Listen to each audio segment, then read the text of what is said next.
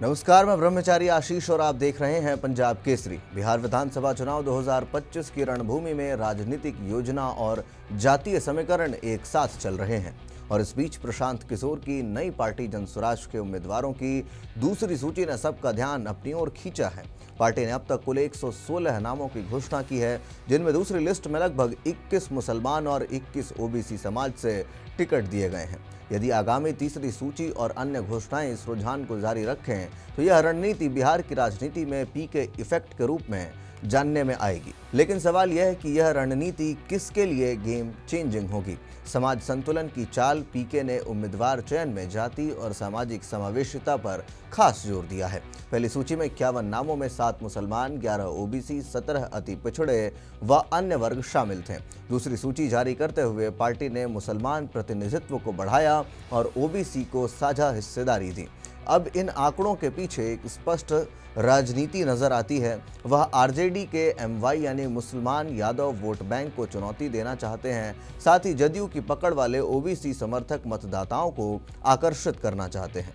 पीके पहले ही कह चुके हैं कि जनसुराज जाति राजनीति से ऊपर उठकर विकास, रोजगार और शिक्षा, स्वास्थ्य जैसे एजेंडों पर लड़ने जा रही है। लेकिन इस चुनावी रणभूमि में जाति और धर्म के संवेदनशील समीकरणों को मतदाताओं ने सदियों से महत्व दिया है।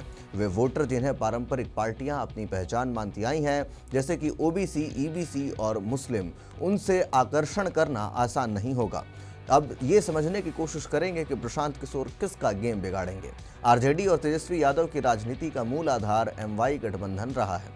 यदि पीके सफलतापूर्वक मुस्लिम उम्मीदवारों को बढ़ाए और उनको रणनीतिक सीटों पर उतारे तो एमवाई वोट बैंक में दरार आ सकती है।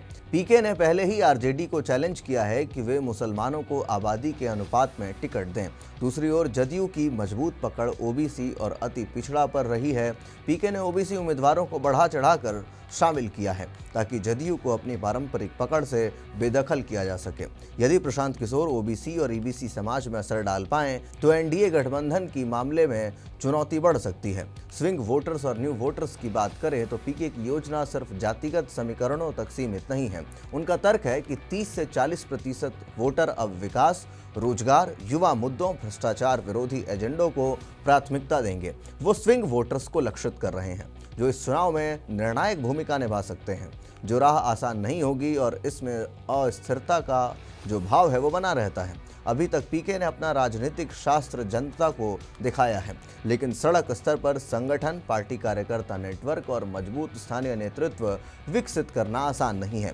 बड़ी संख्या में उम्मीदवारों की घोषणा करना साहसिक कदम है, लेकिन टिकट वितरण में पारदर्शिता, प्रत्याशियों की छवि, स्थानीय राजनीतिक समीकरणों का संतुलन बनाए रखना चुनौती बनेगा। पीके को यह तय करना होगा कि किन सीटों पर मुकाबला करेगा, मायावती और फिर उसके बाद यादव प्रभुत्व क्षेत्र या फिर जदयू प्रबल ओबीसी क्षेत्र।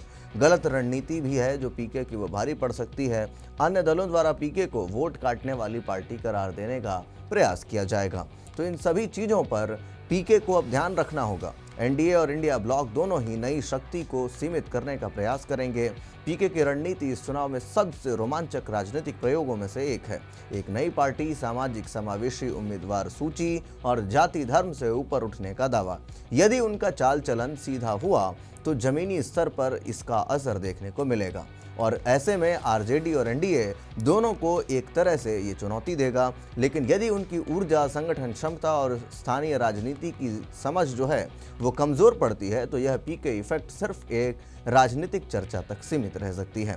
बिहार की राजनीति में मंजर बदलना आसान नहीं है, लेकिन पीके ने अब पहले ही बड़े दावे कर दिए हैं। चुनावी लड़ाई की असली परीक्षा जल्द ही मैदान पर होगी और तब स्पष्ट होगा कि पीके ने किसका गेम बिगाड़ने की योजना बनाई है। तो ऐसे में प्रशांत किशोर ने अब अपनी दूसरी सूची जारी कर दी है और इसमें मुसलमानों और ओबीसी वर्गों के ऊपर पूरा ध्यान दिया गया है और स्विंग वोटर्स पर पीके की पकड़ अब जो नज़र है वो बहुत तेज़ी से है।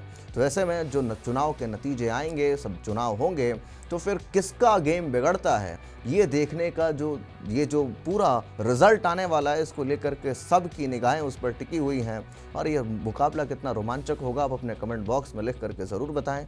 बाकी के अपडेट्स के लिए देखते रहिए पंजाब केसरी। धन्यवाद।